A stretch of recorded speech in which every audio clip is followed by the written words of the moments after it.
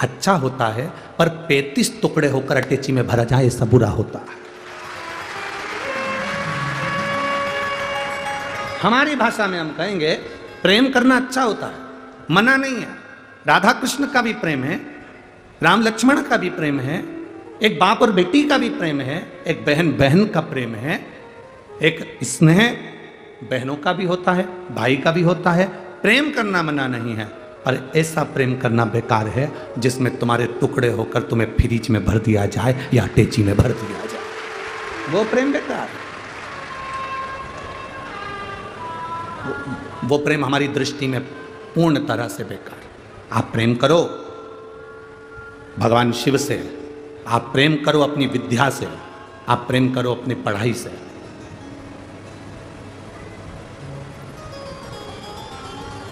आप अपने कैरियर से प्रेम करिए, आप अपने लक्ष्य से प्रेम करिए, आप अपनी उमंगता और उत्साह से प्रेम करिए। जिंदगी में मुझे कितना भी दुख मिले और मैं भगवान के भरोसे पर चलूं, यह आत्मीय प्रेम है। आत्मीय हम मना नहीं करेंगे कि ये कई लोग बड़ी गुरुजी, कई लोग कहते हैं महाराज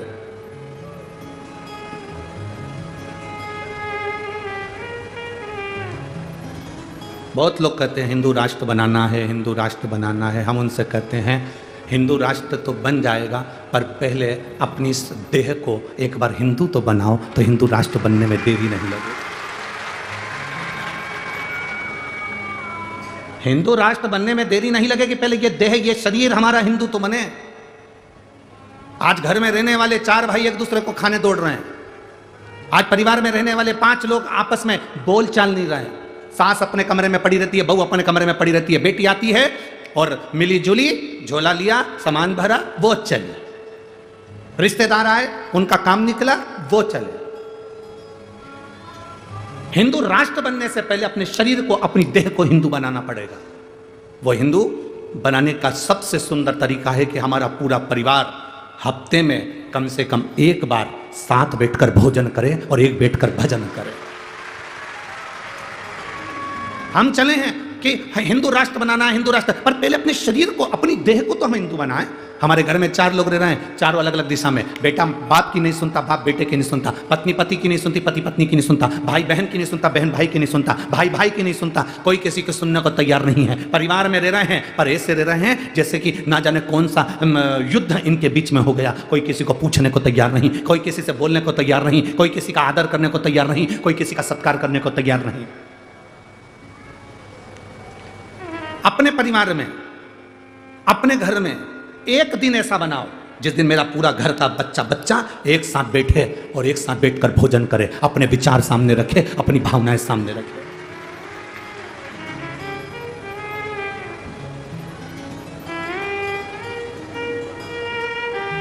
और उस समय पर किसी का मुंह नहीं फूलना चाहिए।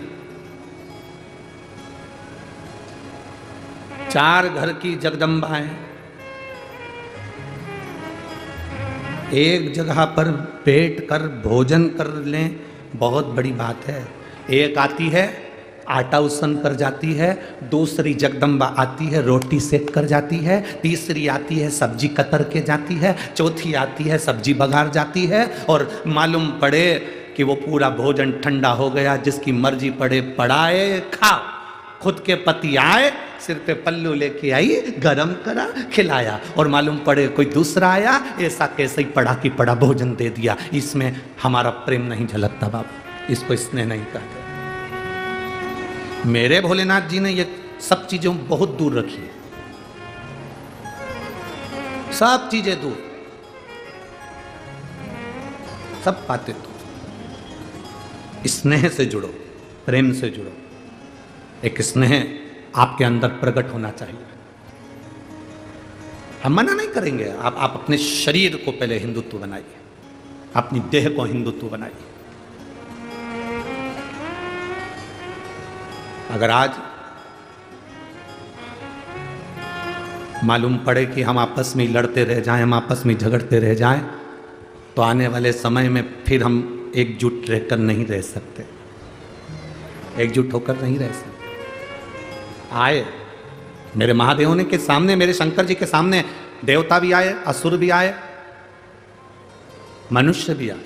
तीनों ने हाथ जोड़कर कहा आपके पास में 100 करोड़ श्लोक हैं, रामचरितमानस की आपने रचना करी है, वो हमको दे दो। भगवान शंकर ने कहा क्या करोगे तुम लोग, हमें उन श्लोकों को पढ़ना है। 100 करोड़ श्लोक के भगवान शंकर ने बराबर के हिस्से कर दिए, 33 करोड़ श्लोक तीनों को बांट दिए। शिव जी के पास में 1 करोड़ श्लोक बचे। मेरे महादेव के पास में 1 करोड़ श्लोक बचते। थोड़ी देर बाद मनुष्य देवता राक्षस फिर आ जाते हैं, आपके पास में 1 करोड़ श्लोक है महादेव, वो भी हमको दे दीजिए। भगवान ने 33 लाख तीनों को दे दिए। शिव जी के पास में 1 लाख श्लोक बचते हैं। थोड़ी देर बाद मनुष्य देवता राक्षस फिर आ जाते हैं, बाबा आपके पास में 1 लाख श्लोक हैं। शिव जी ने 33 हजार तीनों को बांट दिए। भगवान शंकर ने 33 हजार तीनों को बांट दिए।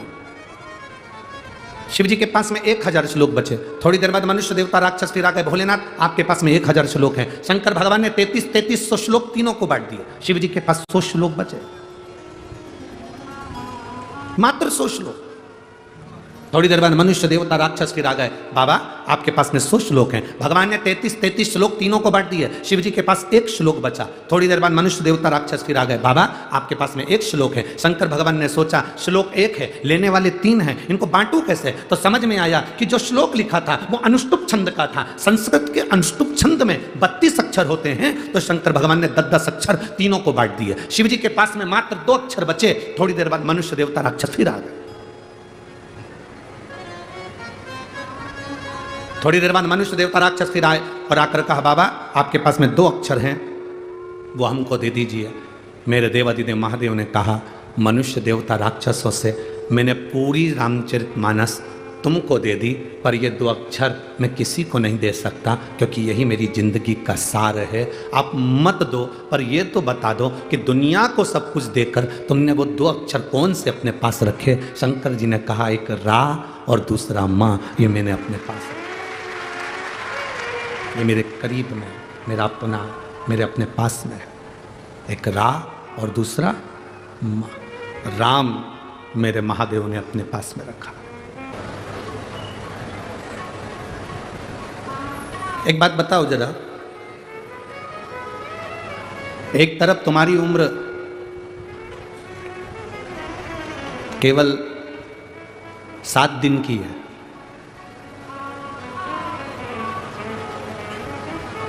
सात दिन बाद मरना है, और एक तरफ तुम्हें कोई 7 लाख रुपए दे दे और भगवान का इन दोनों में से कुछ चुन ले। 7 लाख चाहिए कि 7 दिन की उम्र। 7 दिन बाद या तो तुझे मरना पड़ेगा, या तू 7 लाख रुपए ले ले, या फिर अपनी 100 साल की उम्र ले ले। बताओ क्या चुनोगे। 7 दिन की उम्र है और 7 लाख रुपए मिल रहे हैं, तो वो 7 लाख रुपए का करोगे क्या अगर जिंदा ही नहीं रहोगे तो।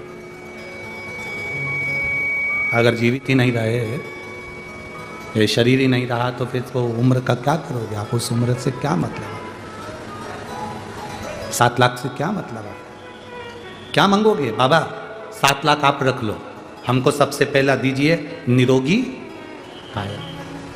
अगर हमारी काया ठीक होगी ना, तो हमें 7 लाख रुपए का भी प्रयोग करेंगे। बादाम लाएंगे खाएंगे, काजू लाएंगे खाएंगे, भोजन लाएंगे खाएंगे, तो मतलब का गाड़ी लाएंगे घूमेंगे, तो मतलब का। पर वो 7 लाख का करें क्या जब उम्र ही नहीं। तो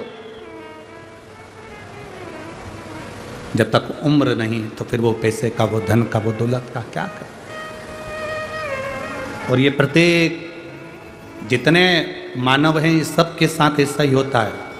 सवेरे 8 बजे से लेकर शाम के 8 बजे तक, रात्रि के 9 बजे तक दुकान पर बैठा बैठा बैठा बैठा बैठा कमाया कमाया कमाया कमाया कमाया। कमर में डिस्क की प्रॉब्लम हो गई, शुगर बीपी, क्योंकि समय पर भोजन नहीं करता तो शुगर बीपी का भी थोड़ा सा तकलीफ हो गया। और आँखों की ज्योति भी बेकार हो गई, श्रवण शक्ति बेकार हो गई, मानसिक थोड़ा सा याददाश्त कमज़ोर पड़ गई, शरीर ढलता गया ढलता गया ढलता गया ढलता गया। अब तुमने कमाया तो बहुत, ढेर सारा कमाया। अब कमाया इतना सारा और मालूम पड़े शरीर ढलता गया ढलता गया ढलता गया। इकट्ठा कर कर बैंक में रखा था 25-30 लाख रुपए। जिंदगी भर कमाते कमाते आखिरी में शरीर में रोग हो गया, और रोग होने के बाद दिखाने के लिए नासिक में गए या छत्रपति संभाजी नगर दिखाने के लिए शरीर को गए, और डॉक्टर ने कहा 5 लाख रुपए की जांच होगी, 3 लाख रुपए की जांच होगी, 4 लाख रुपए की जांच होगी। जांच करी, कमाया था 25 लाख, जोड़ के रखे थे, और मालूम पड़े वो सारे के सारे धीरे धीरे धीरे धीरे शरीर की बीमारी में लगते चले गए। तो फिर जोड़ने का फायदा क्या हुआ?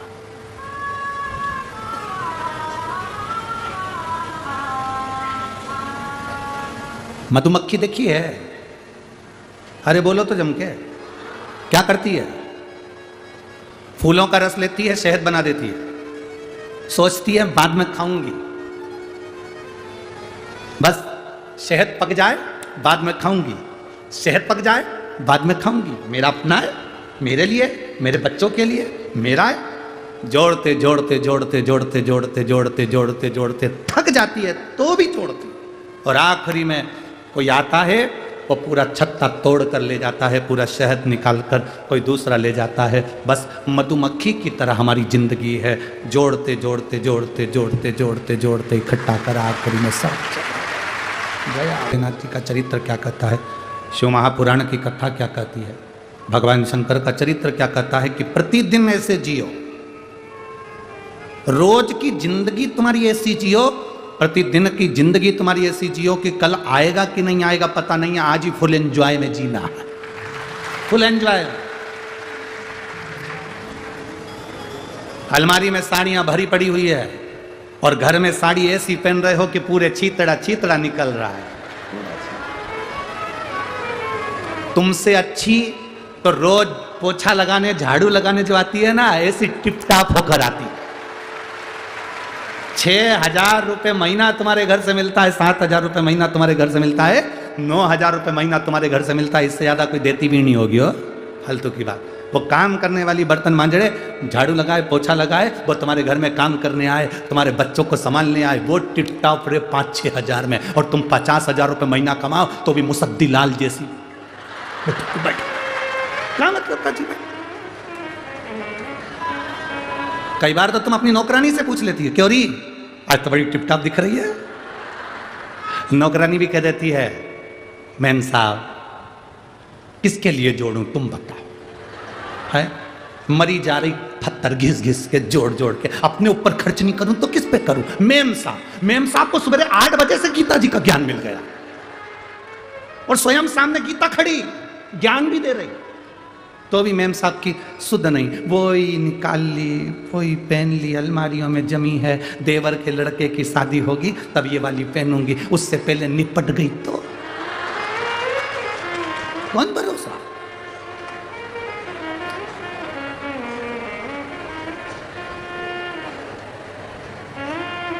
क्या भरोसा है जीवन का? साथ देती नहीं ये किसी, क्या भरोसा है इस जिंदगी का, क्या भरोसा। प्रथम सुख निरोगी का है। आप दुनिया के कितने बड़े करोड़पति हो, हमने पहले भी एक बार कथा में कहा था, जलगांव की कथा में कहा था, दुनिया का सबसे बड़ा सेठ, दुनिया का सबसे बड़ा पैसे वाला, दुनिया का सबसे अमीर व्यक्ति, दुनिया का सबसे करोड़पति व्यक्ति, दुनिया का सबसे अमीर व्यक्ति कौन है? तो हमने जलगांव की कथा में कहा था, दुनिया का सबसे बड़ा सेठ वो है जिसके सोने वाले कमरे में, जिसके बेडरूम में कोई दवाई नहीं है, वो दुनिया का सबसे बड़ा सेठ है।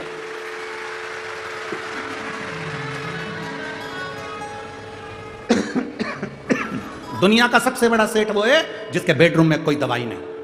अगर आपके सोने वाले कमरे में सिर के पास ड्रॉज में बहुत सारी दवाइयों का ढेर लगा है, समझ लेना मेडिकल की दुकान हो तुम। कोई कुछ नहीं कर रहे तुम, सिर के पास में बहुत सारी दवाइयाँ, नींद की 2-3 गोली लेना पड़ती है, थायराइड की गोली लेना पड़ती, बीपी की गोली लेना पड़ती, शुगर का इंसुलिन लेना पड़ता, और काय के लिए? तुम हमें तो लगता है तुम केवल तिजोरी में जो धन रखा है उसकी चौकीदारी कर कर के मर जाओगे और उसका भोग नहीं कर पाओगे। उसका भोग नहीं कर सकते। अपने धन का, अपने पद का, अपनी कुर्सी का सदुपयोग करो, जैसे ये सांसद जी ने अपनी कुर्सी का सदुपयोग करा और आज यीशु महापुराण की कथा करवाई।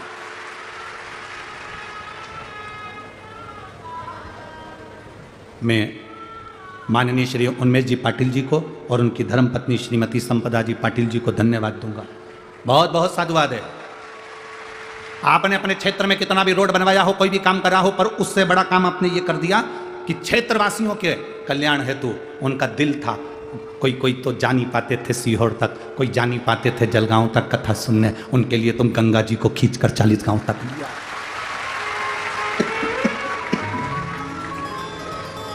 ये शिव कथा है, ये शंकर की उदारता, यीशु महापुराण तत्व सुख देने वाले। प्रथम सुख है निरोगी काया। एक ऋषि हुए उद्दालक ऋषि, जिनका नाम था उद्दालक। उनके बहुत सारे शिष्य थे। उन शिष्यों में एक शिष्य था उनका ऋषि कहोद।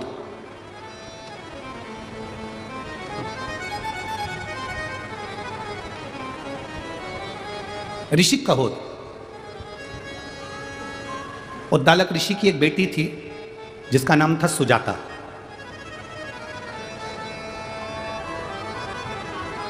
सुजाता अपने पिताजी जो ज्ञान देते थे, उद्दालक ऋषि जो बोलते थे, सुजाता वो सुनती थी और सुनकर वैसा अनुसरण करती थी। था सुनने के बाद शंकर जी के मंदिर जाना चालू कर दो तो समझ लो कि तुम शंकर के हो गए और शंकर तुम्हारा हो गया। तो कथा का मतलब, यहाँ इतने लोग कथा को श्रवण करने आए, प्रतिदिन का नियम होना चाहिए कि मुझे शंकर जी के मंदिर में जाकर 1 लोटा जल चढ़ाना है। कोई संकोच नहीं, कोई भय नहीं। कोई हंसेगा उसका जवाब बाबा देगा, कोई ताने कसेगा उसका जवाब बाबा देगा, तुम्हें जवाब नहीं देना। जैसे एक लड़की एक लड़के से प्रीत करती है, प्रेम करती है, तो कहीं जाते जाते लड़की और लड़का दोनों जा रहे हैं, कोई हंस दिया, कोई गाली दे दिया, कोई ताने दे दिया, तो क्या लड़की झगड़ा करती है? बोलो, जम के बोलो जरा, झगड़ती है क्या? नहीं। झगड़ा कौन करता है? जिससे उसने प्रेम किया, जिसके साथ वो जा रही थी। बस गुस्सा उसको आ गया, आया गुस्सा, उसने 2 चनकटा खींच कर दिया। जिससे मैं प्रेम करता हूं तो उसको देखकर हंसता है, उसको ताने देता है, उसको अपशब्द करता है, मारा ठोकी हो गई। लड़की पास में खड़ी हुई देख रही है। बस आप महादेव से अगर प्रेम करते हो, शंकर भगवान से प्रीत जोड़कर बैठे हो, तो तुम्हें किसी का जवाब नहीं देना, जवाब महादेव देगा, हमें नहीं देना। हम क्यों जवाब दें?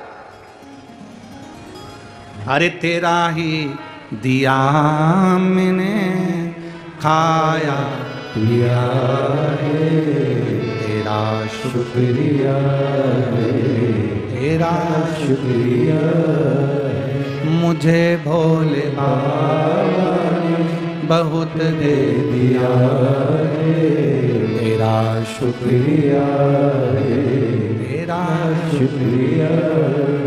उद्दालक ऋषि की एक बेटी थी जिसका नाम था सुजाता। सुजाता शिव की भक्त थी, शंकर की उपासक। पिताजी कहते थे कि भगवान शिव को जल चढ़ाने पर शंकर प्रसन्न होते हैं और हमारे जीवन की रक्षा करते हैं। उद्दालक ऋषि ने अपने शिष्यों को समझाया था कि दुनिया में निरोगी रखने के लिए काया, शरीर अगर निरोगी रखना है तो महादेव के चरणों की प्रीत करना पड़ेगी, शंकर भगवान पर जल चढ़ाना पड़ेगा। ये उद्दालक ऋषि अपने शिष्यों को ज्ञान दे रहे थे और सुजाता ने सुन लिया। सुजाता सुनी। जब सुजाता ने यह सुना कि महादेव का भजन निरोगता देता, रोग से मुक्त कर देता, निरोगता,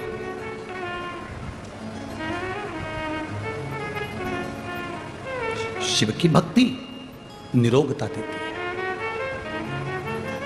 एक पत्र है,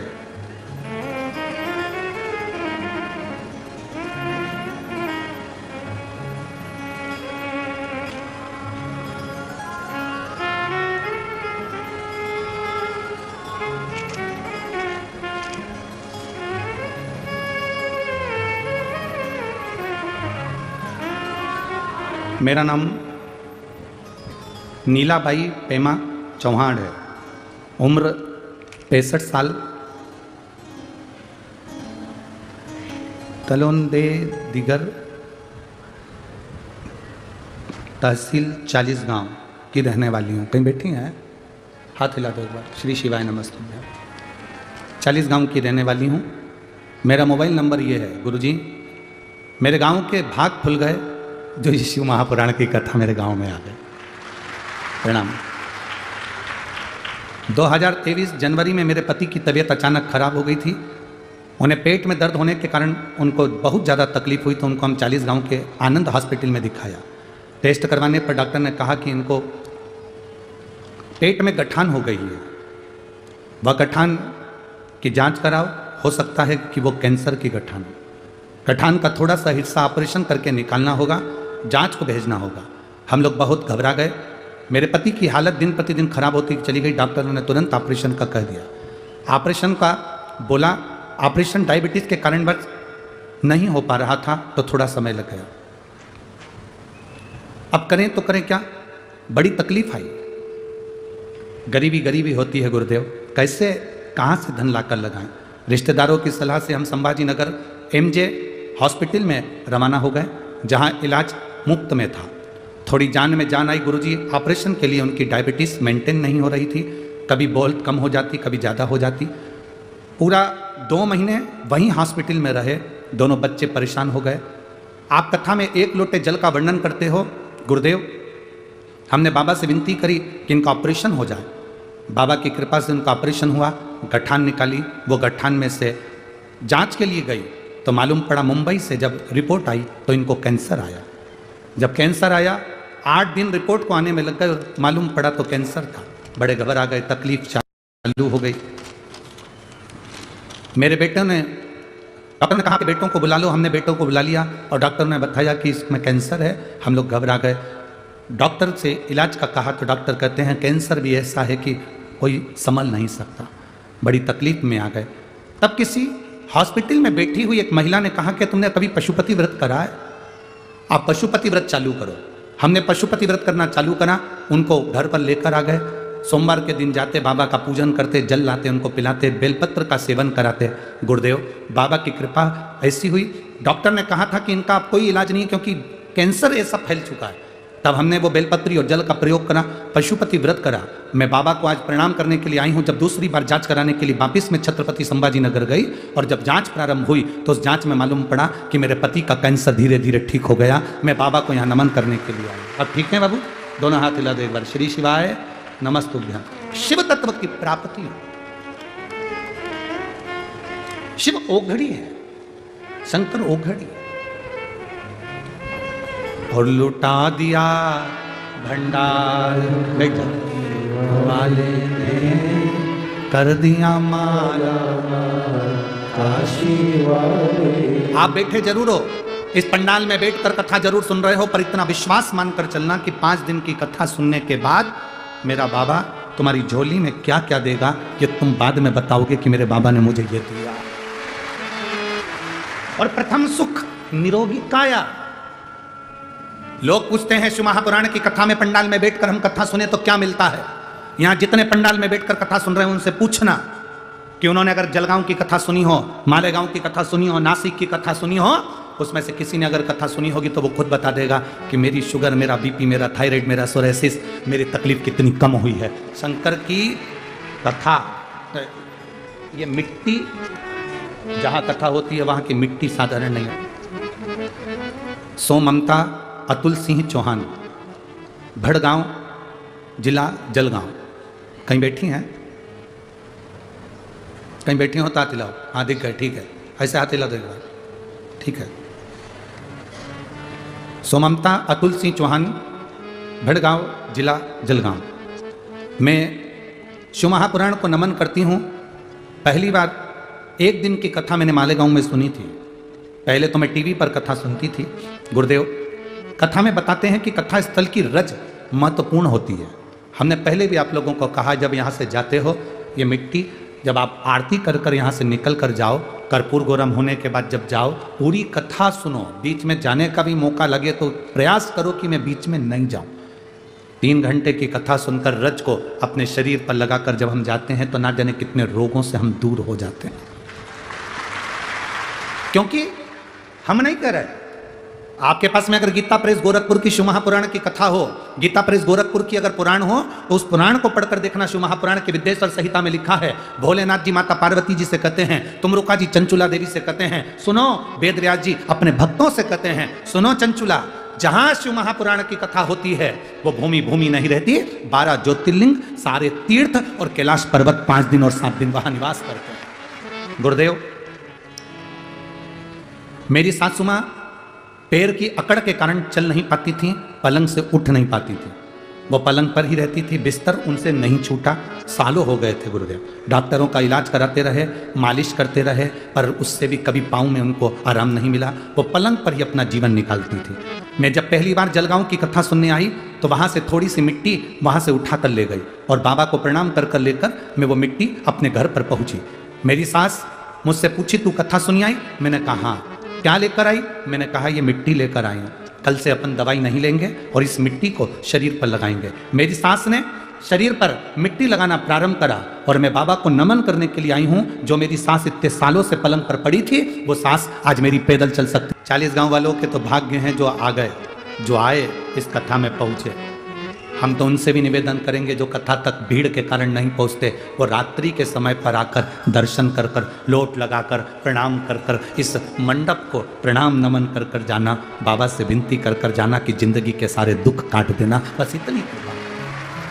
कथा करवाने वाले का काम है कथा करवाने वाले का कथा करवा रहा है, सुनने वाले का काम है सुन रहा है, उसका मनन चिंतन। जब हम कथा सुने तो उसमें से कुछ ग्रहण करें, अपनी जिंदगी में धार। सुजाता, उसने सुना कि शंकर भगवान पर जल चढ़ाने से रोग का निवारण होता है। सुजाता ने अपने मन में यह बात रख ली। उद्दालक ऋषि ने विचार करा कि मेरी बेटी का विवाह किसके साथ करूं। इतने सारे शिष्य थे, उसमें से एक शिष्य तक कहोद ऋषि के साथ सुजाता का विवाह कर दिया। सुजाता और कहोद दोनों साथ रहने लगे।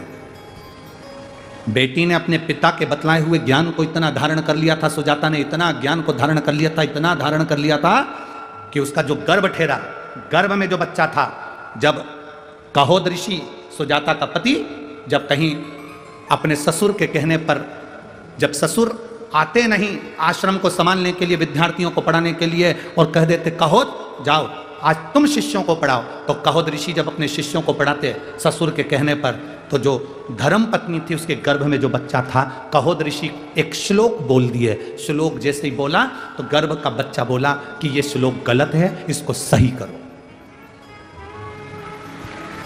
गर्भ का बच्चा बोलता है ये श्लोक गलत है, इसको सही करो। कहोद ऋषि को क्रोध आ गया, अपनी पत्नी को घूर कर देखा क्रोध में कि मेरे पत्नी के गर्भ में जो बच्चा है वो भीतर से बोल रहा है। कहोद ऋषि को क्रोध आया और हाथ में जल लेकर उसने श्राप दे दिया कि मेरी पत्नी के गर्भ में जो बच्चा है वो विकलांग पैदा हो।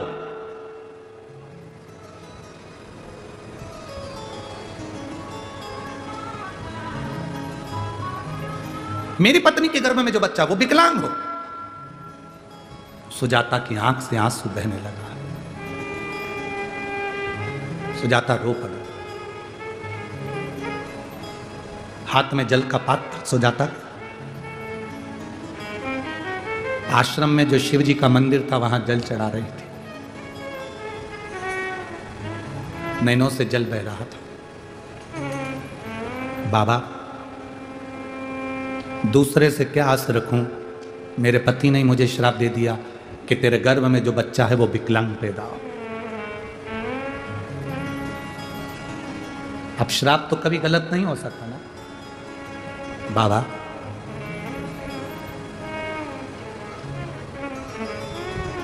अब आपको संभालना है। जल चढ़ाती, आचमन कर लो।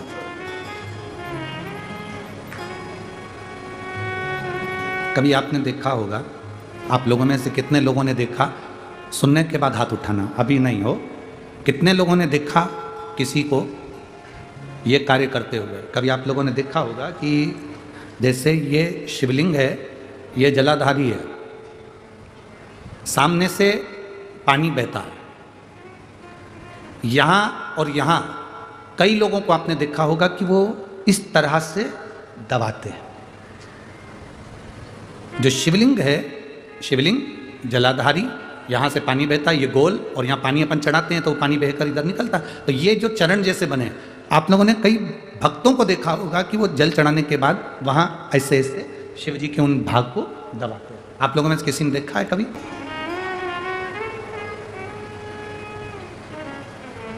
कभी आप लोगों ने देखा होगा? किसने देखा? जरा हाथ उठाओ। देखा है सबने? वहां चरण को लोग ऐसा ऐसा धीरे धीरे दबाते हैं। क्यों दबाते हैं? कारण क्या? क्या कारण हो सकता है? 3 स्थान हैं जिसका स्पर्श अलग अलग महत्व देता है। आज 40 गांव की इस कथा में ये चरित्र निकला है, तो जरा अच्छे से समझ लेना। 40 गांव की कथा प्रभु श्री राम शिव महापुराण की कथा जो चल रही है, अवध में राम जी विराजमान होने वाले हैं, उसकी प्रतिष्ठा उत्सव के अवसर पर उसको अच्छे से समझ। 3 जगह स्पर्श करने का फल क्या? एक, जहां से जलाधारी से पानी बहता है, जो गणेश और कार्तिकेय का स्थान है, उधर हम दबाते हैं, स्पर्श करते हैं, एक वो स्थान। दूसरा, बीच में जो अशोक सुंदरी की जगह है, वहां स्पर्श करते हैं। और तीसरा, जो गोल जलाधारी का जो भाग गोल है, हम उसका स्पर्श करते हैं। ये 3 जगह, अब उसको समझेंगे। 3 जगह स्पर्श का महत्व समझेंगे। मान लो डॉक्टर ने कह दिया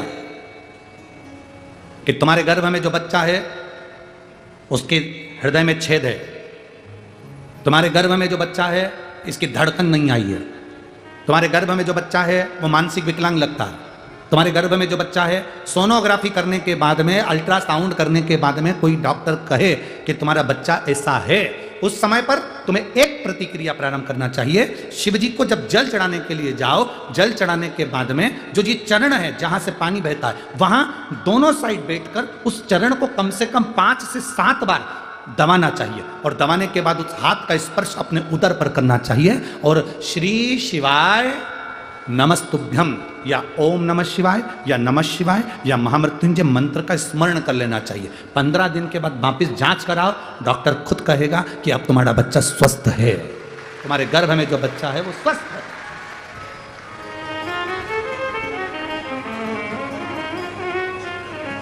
दूसरा स्पर्श, शिवलिंग, जलाधारी, दोनों चरण, बीच में अशोक सुंदरी। दूसरा स्पर्श है अशोक सुंदरी का। किसी लड़के की उम्र, किसी लड़की की उम्र 35 साल हो गई, 40 साल हो गई, 25 साल हो गई, 30 साल हो गई, विवाह का कोई योग नहीं बन रहा। ज्योतिष आचार्यों ने कहा मंगल है, शनि है, ये राहु है, केतु है, सब बोल दिया। आप अपना जल चढ़ाओ महादेव को।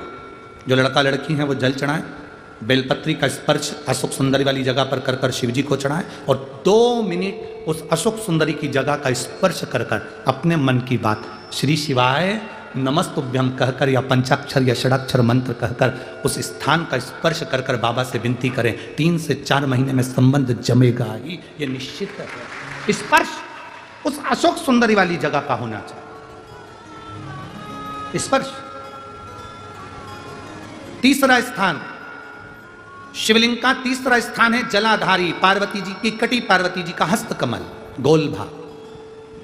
हृदय रोग हो, हार्ट अटैक के लिए बोल दिया, बाईपास कराने का बोल दिया, छल्ला डालने का बोल दिया, कोई पाइप डालने का बोल दिया, कोई एक्सीडेंट का योग बन गया, कोई ऐसा योग बन गया, कोई व्यक्ति मंदिर तक भी नहीं पहुंच रहा है, आप अगर जल चढ़ाकर उस व्यक्ति का नाम स्मरण, गोत्र स्मरण कर कर इस गोल भाग पर अगर अपने हाथ का स्पर्श करेंगे, उसको दबाएंगे और दबाकर बाबा से श्री शिवाय नमस्तुभ्यम कहकर अपने मन की बात कहेंगे, आपको लगभग 1 से 2 घंटे में जवाब मिलेगा कि वो व्यक्ति अब ठीक होना प्रारंभ हुआ। ये 3 स्थान है, 3 स्थान। देखो अलग अलग जगह होती है दबाने। तुम सासू के पांव दबाओ और गला दबाओ, 2 में से जगह है, ठीक है। पांव दबाओगे तो क्या मिलेगा? बोलते जाओ, अलमारी की चाबी। गला दबाओगे तो क्या मिलेगा? अंतर है कि नहीं है? बोलो बोलो, जम के बाद बोलो। अंतर है ना? गला दबाने में, पांव दबाने में अंतर। पहले जो चेहरे पे लगाने का ट्यूब म्यूब आता था ना, तो ऐसे बड़े ढक्कन का आता था, ऐसा ढक्कन खोलो, उनमें से उंगली डाल के ना पोत लो, ठीक है। और फिर वो ढक्कन को वापस ऐसे लगा दो और अपनी सिंगारदानी पर रख दो। आज के ज़माने में जितने भी ट्यूब आते हैं ना वो इतने लंबे रहते हैं और उनको नीचे से ऐसे दबा दो, दबाते से ट्यूब बाहर, आते से मुंडा पे पुतलो, फिर उसमें से क्रीम निकाल कर लगाना पड़ा। आज का समय है नीचे से दबाओ क्रीम बाहर, उसी तरह पाँव सासू के दबाओ चाबी बाहर।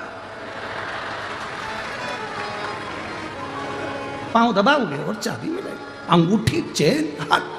तुम रोज सांस को सांस मत समझो, क्रीम समझो, ब्यूटी क्रीम। तुम रोज रोज दबाओ, जैसे रोज चेहरे पे लगाने के लिए क्रीम को दबाते हो तो रोज निकल कर आता है। तुम 2-3 महीने रोज सास की पाँव की मालिश करो, पाँव दबाओ, सास भी एक दिन कह देगी ले जा। मम्मी तुम मेरे अकेली को दोगी और जीजी को जेठानी को नहीं दोगी तो उसको बोला वो दबा रही क्या मेरे पाँव, पाँव तो तूने दबाए ना, ले जा जा। एक प्लाट सोने की चैन चाबी जो दबाता है उसको मिलता है। तुम प्रैक्टिकल करके देखो, आज से चालू। तुम यहाँ से जाने के बाद जब चालू हो जाओगी तो सास भी सोचेगी आज महाराज क्या बोला है। आज जिंदगी में वो कहते ना सूरज कहाँ से निकल गया, इतना आज महाराज ने क्या बोला।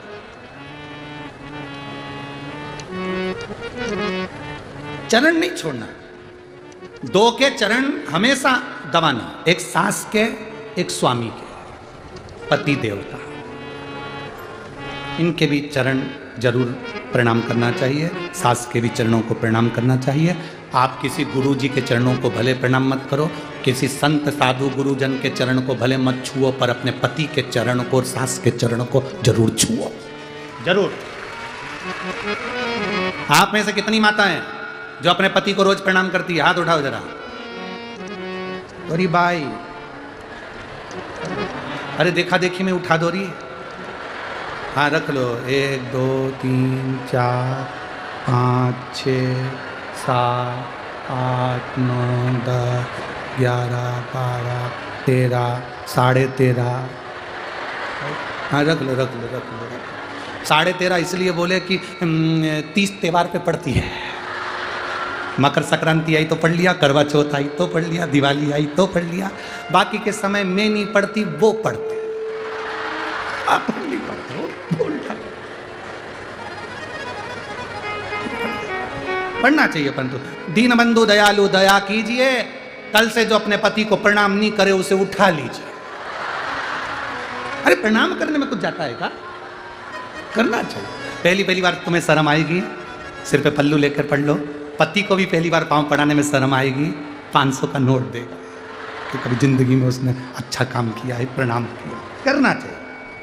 हार हार महादेव, प्रणाम करने में पीछे नहीं हटना, प्रणाम करो। 3 जगह फिर समझ लेना।